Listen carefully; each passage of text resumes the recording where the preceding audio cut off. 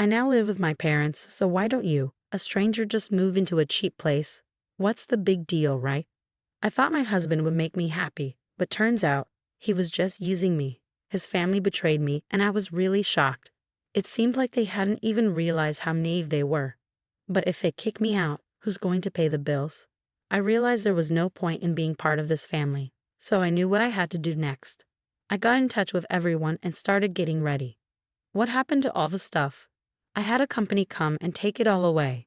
The next day, I called another company and got rid of all the furniture and appliances. My husband freaked out and started yelling.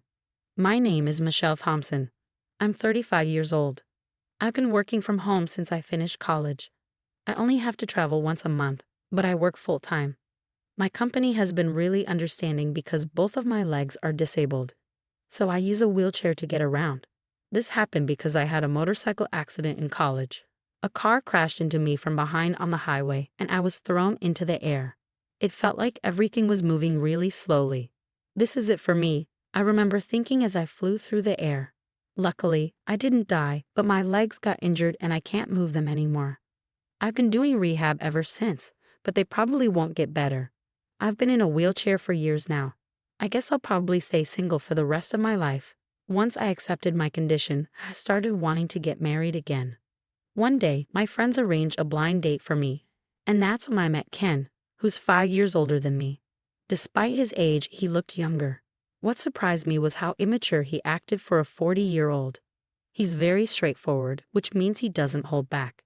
After seeing me in a wheelchair, he didn't hesitate to ask all sorts of questions like, how do you do everyday things like eating or chores? Can you manage work? Are you independent in the bathroom or for bathing? While others tiptoed around the topic, Ken asked me everything bluntly. Most people might find his approach rude, but I actually liked that he was genuinely interested in me. We went on a few more dates and eventually became a couple. I believed I could find happiness with him. At that time, I couldn't imagine being with anyone else who would want to be with me forever. So when Ken proposed just 6 months into our relationship, I was thrilled. But things took a turn after we got married. When Ken and I moved in together, we chose my rented house, which is a bit expensive but very wheelchair-friendly, probably because the previous tenant made it that way. Ken liked the spaciousness. Since I spent most of my time at home, I ended up doing most of the housework. Sometimes when I was tired, I'd ask him for help, but he'd just say he was too tired and wouldn't lift a finger, not even to help me bathe. Seriously, I'm not doing that, Ken said when I asked him for help. I technically can manage on my own, but it takes a lot longer. When I lived alone, I had a caregiver come twice a week to assist me in the bath. I was used to managing the other 5 days on my own, but I always wished Ken would help. It would be so much quicker. Every time I spent a long time getting into the bath, I stopped asking for the caregiver's help because Ken said it was a waste of money. As I was bathing, I started feeling tired in my arms. The bathroom was originally designed to be accessible, which was one of the reasons we chose the place. But when Ken took a bath first, he wouldn't tidy up afterward. He'd leave the bath bucket out and shampoo bottles on the floor, which made things even more difficult for me. Hey, could you please think about making it a little easier for me when I bathe alone? Just let me have a bath without overthinking it, I asked him. But no matter what I said, Ken wouldn't listen. This house is designed for you to live comfortably. I moved in for you and you still complain, Ken argued. You wanted to move to Ken. When did I ever say that? This house was originally my place. That's why it's set up for someone in a wheelchair. The first time I invited Ken over, he seemed impressed by the spaciousness and the appliances. I'd love to live here after we're married, he said, admiring everything. But now he complains, saying things like, this handrail is such a nuisance. It's like living in an old person's home. Why would you say that? Yeah, I should have looked more closely before, I admitted to myself. It finally dawned on me after we started living together. Ken married me because of the house, the appliances, and the fact that I could manage household chores despite my disability. Ken received praise from his colleagues and friends for being a wonderful husband, but that's far from the truth. He's just taking advantage of the fact that I can do everything by myself despite my disability. And on top of that, he's been jobless and partying every night since we started dating. Realizing all this after getting married is heartbreaking and makes me want to cry. But despite everything, I haven't broken up with him. I keep telling myself that there must be some love there since we got married, right? Hey, can you give me some allowance? Ken asked. You received some just the other day, didn't you? I replied. Yeah, but I've already spent it, Ken admitted. Slowly, Ken started to depend on me for money without putting in any effort to work for it. I decided to reach out to Ken's mother for advice. Ken doesn't seem interested in working. What should I do? He's always been hardworking. Maybe he just needs a break. Even though she told me I could talk to her about anything, she always sided with her son. She'd say, it's natural since he's an only child. But I wasn't convinced. Since I've lost both my parents, I have no other family to turn to. I felt completely lost. I thought about discussing it with a friend, but the last time I mentioned my problems, they told me, I wish I had problems like that. Ken always seems to appear fine on the surface. That evening, Ken confronted me. Did you go talking to Mom about my work? He accused. Yeah, why? Would it bother an older person like her? I can't believe you. I responded. Seriously? Well, maybe you should work so I don't have to worry, I retorted. Ken stormed out after that. It's typical of him. He always leaves when things don't go his way and then returns drunk early in the morning. I'm back, babe, he slurred. It's early, don't disturb the neighbors, I cautioned. Keep it down, I added. Shut up. Don't boss me around, he snapped back. When he's drunk, he's out of control. All I can do in situations like these is stay quiet and endure it. I think I'm reaching my breaking point. I began to entertain the idea, but the thought of facing loneliness again was heart-wrenching. I was torn between enduring the current situation or spending the rest of my life alone. The idea of divorce started to weigh heavily on my mind. Then, out of nowhere, Ken brought up the idea of living with his parents. What? You mean they'd move in here? I asked, surprised. No, they'll move in here. Ken replied as if it was already decided that they would move in, without even discussing it with me. While I understand the desire to be close to aging parents, both of Ken's parents are still healthy.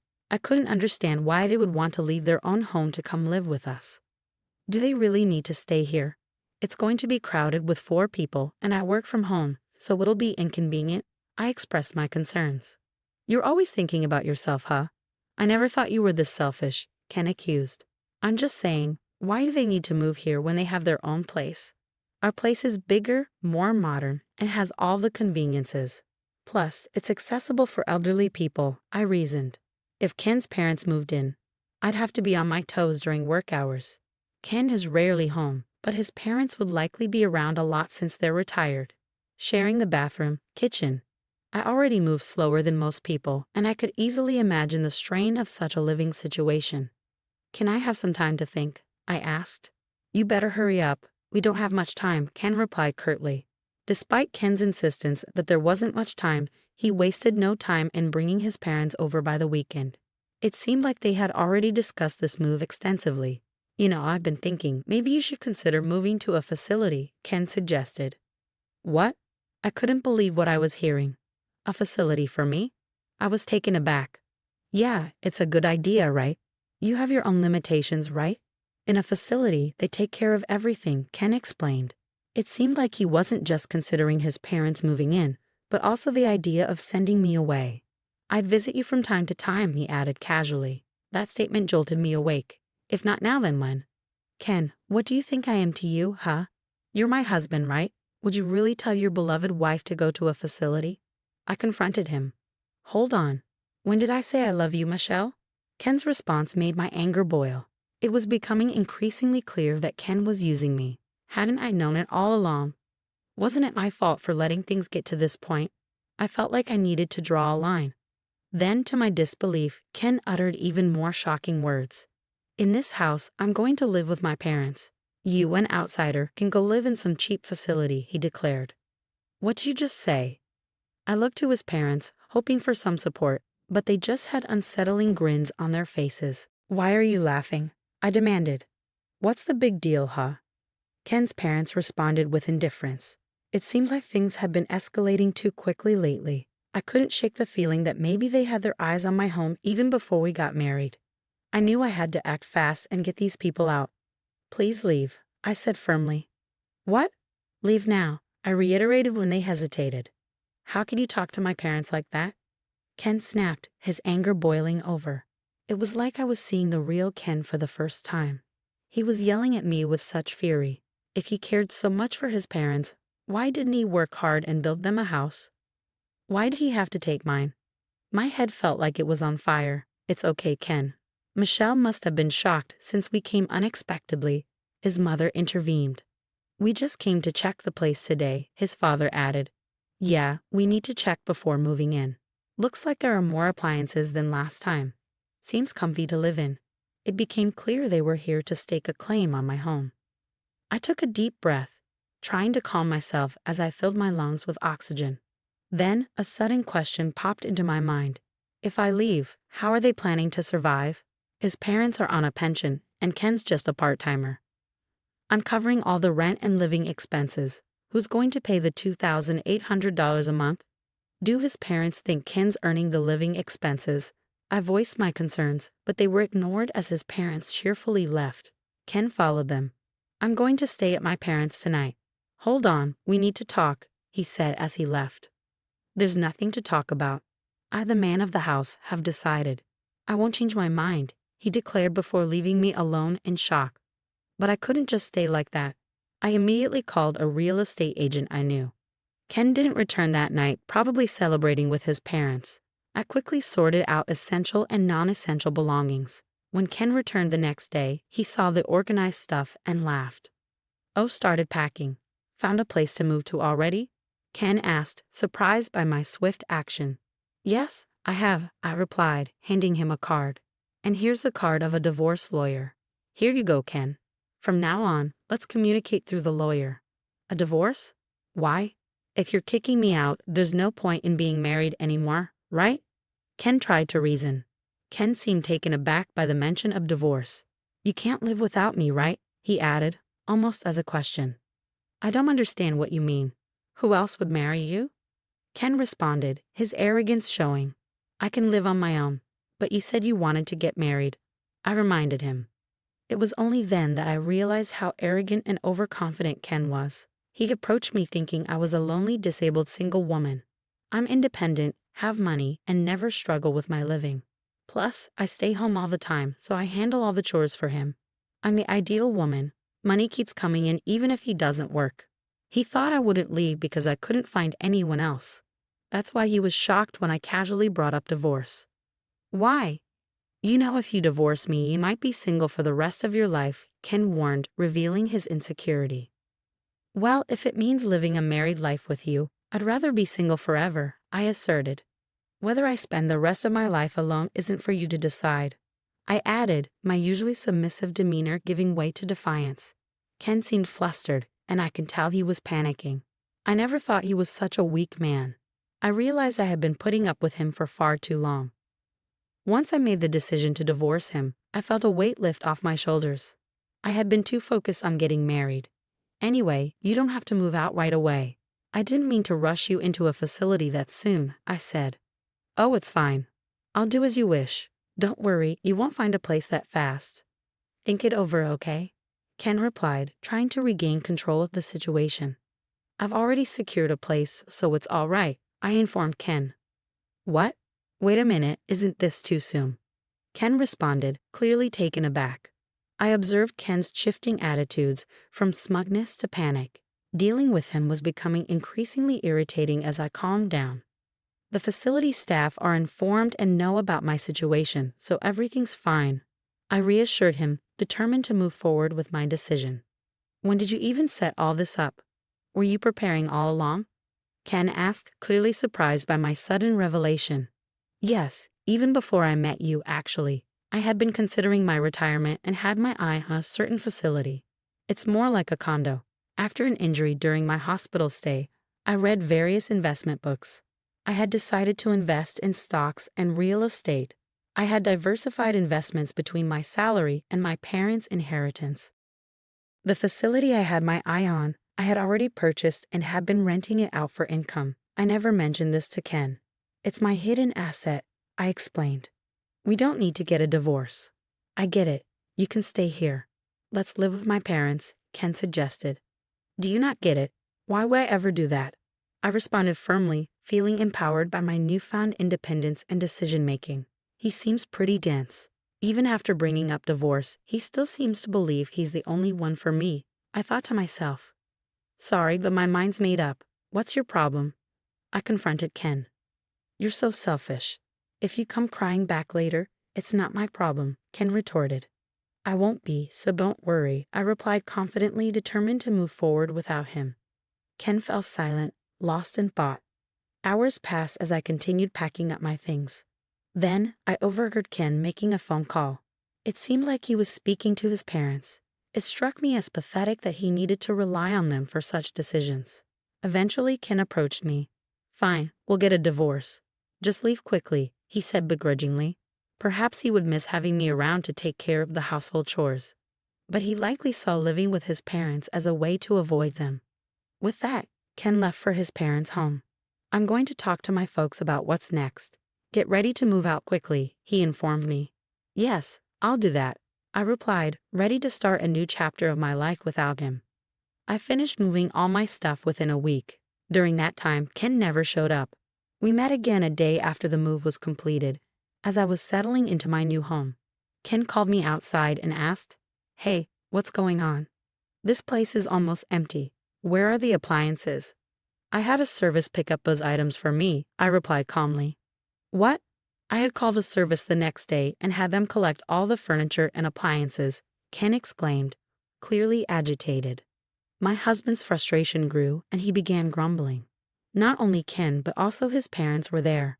All the appliances here were bought by me. They are all from when I was single. The only thing that's yours is right there, he pointed out. There were only 3 cardboard boxes. I did leave the clear clothing container we bought after marriage, I added. Michelle, we can't live with this. We need to split the property if we're divorcing, Ken insisted. That's right, we can't live here like this, his mother chimed in. What are you talking about? Nobody can live here, Ken protested. What do you mean? The rent's $2,000, I clarified, confused by their sudden concern. You could see the shock on Ken and his parents' faces. I reminded Ken of something I had told him when we got married. This isn't your own house. No, it isn't. I got a bit of a discount on the rent because I asked a real estate agent, I explained. I know if I move out, the rent will go up even more, given that this is a property with disability access. And I've already received several inquiries from people with the same concerns. I recommended that they move out. Why didn't you tell us sooner? What are we going to do now? Ken asked, clearly flustered. I don't know. I did tell Ken. I didn't hear about it. I'll sue you, his mother threatened, her frustration boiling over. I saw that coming, honestly. From an outsider's perspective, it might look like I selfishly got a divorce, broke the lease, and took all the furniture and appliances. But I was sure, I reflected. You can sue, but do you even have the money for it? Ken's face contorted with frustration. It was clear he couldn't afford a lawyer, even if he wanted to. I revealed my ace up my sleeve by showing them some pictures. When did you take these? Ken exclaimed in shock as he saw the images of himself gambling and womanizing. I spent my money on this. I'm ready to use these in court, Ken, I warned. What the hell? I thought everything was going well. Ken's parents expressed their agitation. What's going on? Suddenly, Ken started to apologize. I'm sorry. Please come back. I need you, Michelle, he pleaded, his tone filled with desperation. You're the one who made me leave. We're not married anymore, so what's the point? And do you even care about me? If not, I'll just go. Even Ken's parents started saying sorry beside him. We don't have a home anymore. This was a shock. What do you mean? Our house got taken away because we couldn't pay for it. Ken's family will lose their home in a few weeks. They ran out of money. Ken's dad owed a lot, and it got bigger over time. Ken used to get money from his parents, but when he got married, he probably hoped for more support. Now I get why his mom was nice to me before we got married. I can't do anything for you now. We're not close anymore. Even if my parents and I have nowhere to go, does that not bother you? You caused this situation, right? Can you at least give me the electronics and furniture? You're wealthy, Michelle. Are you going to sell them? His real reason was obvious. I told him firmly that I wouldn't give him anything, not even one piece of furniture or electronics. Please reconsider. Show some kindness. It's too late to say sorry now. You need to figure this out on your own. That's exactly why I'm asking for help. I can't figure it out. I told Ken and his dad, who kept asking. If they couldn't pay the rent, they should leave. The place is in my name, so if I cancel the lease, they have to go. Evicting them was easy. Even if the lease was transferred, Ken probably couldn't afford to live here. I got all this information from the real estate agent. I can't afford the rent, so I decided to cancel the lease. I don't need this place anymore, and since our divorce is final, it's all over. I managed to get the shocked family out and locked the door. What do we do now? I can move to a different place. Goodbye. Places like that must be awful, right? Good luck in that terrible place. Ken probably felt he needed to get the last word in, so he spat out those bitter words. I ignored him and his parents and left. But Ken wasn't done. A few days later, he showed up at the facility where I had moved. What's going on here? Ken looked like he was going to pass out when he saw where I was living. This place isn't bad at all. It's actually a luxury facility worth $1 million. I had saved up money and invested it, and that's how I bought this place. The timing was perfect since the previous occupant had just left. With the money from selling my house and some extra income, I had plenty left over. This facility is great with doctors and helpers on hand. The rooms are like apartments with lots of privacy. It's a 3-bedroom, so families can stay together. There are even couples and families living here. I can call for help whenever I need it, and there's assistance with bathing every day. Originally, I thought this would be my last home, but I'm glad I moved here. You have that much money all along. Why? I don't want you to keep coming here. We're not close anymore. Please go. Then Ken started acting nice all of a sudden, but it felt weird. Can I stay here? What? No, that's not happening. We're not married anymore. Accept that. Then let's get married again. I'm staying in a motel. Isn't that sad? I can't find a job because I don't have a permanent address. At the motel, Ken is smooth with his words. It seems like he's forgotten about his own parents. In the end, he's only thinking about himself. Why don't you take a good look at yourself? It's sad to see you living off your parents at your age, being dependent after marriage, and now begging for help. Ken's face turned red. Aren't you embarrassed to be relying on your ex-wife? Look, everyone's watching, right? Residents peeking from their balconies were indeed watching. Actually, I had asked them beforehand to keep an eye out if my ex-husband showed up. I always expected him to come back for some reason. The residents were really helpful. They purposely looked at Ken with sympathy. It's like watching a real-life drama. I want to applaud them. Ken finally noticed the stares and seemed to realize how embarrassing his behavior was. I won't bother you anymore. With a pale face, he muttered those words and left. I doubt he'll come back here again. Later, when I went out, I bumped into my mother-in-law working at a supermarket checkout. My father-in-law worked as a janitor and my mother-in-law was a cashier. As soon as she saw me, she turned away and tried to hide. She was being scolded by a younger employee for her behavior. Ken was introduced to a job by someone he met at the motel cafe, but it turned out to be a poorly paid job where he was being taken advantage of. Meanwhile, I often host home parties and enjoy my life with others from the same facility. I've also made friends with other wheelchair users.